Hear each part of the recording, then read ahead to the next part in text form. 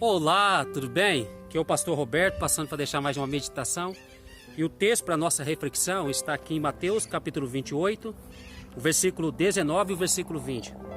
A Bíblia diz o seguinte: Ide, portanto, fazei discípulos de todas as nações, batizando-os em nome do Pai, do Filho e do Espírito Santo, ensinando-os a guardar todas as coisas que vos tenho ordenado. Cristo fez um chamado para os discípulos, para que eles pudessem pregar o Evangelho a todo mundo. E quando a gente estuda esse texto, a gente percebe que o verbo imperativo aqui, a ordem, não é o ide, é o verbo fazer. E os outros verbos ali estão ao derredor desse verbo fazer. E como a gente vai fazer discípulos? A gente vai fazer discípulo indo, ensinando e batizando. Então, o mesmo chamado que Cristo fez para os discípulos é o mesmo chamado que Ele faz a cada um de nós.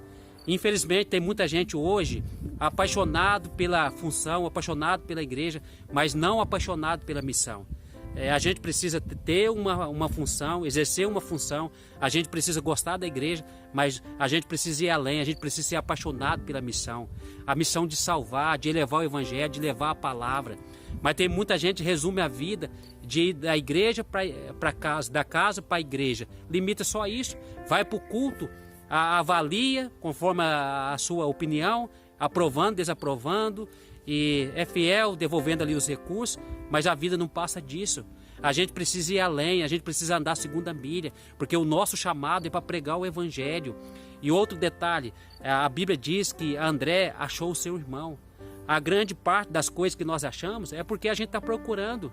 Se a gente não procurar, a gente não vai achar. A gente precisa ir atrás das pessoas. Muitas pessoas virão até Cristo por intermédio da nossa pessoa.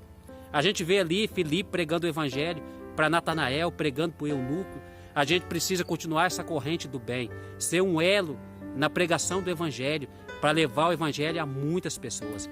Quer você ser essa pessoa? Deseja ser esse elo? Eu creio que sim.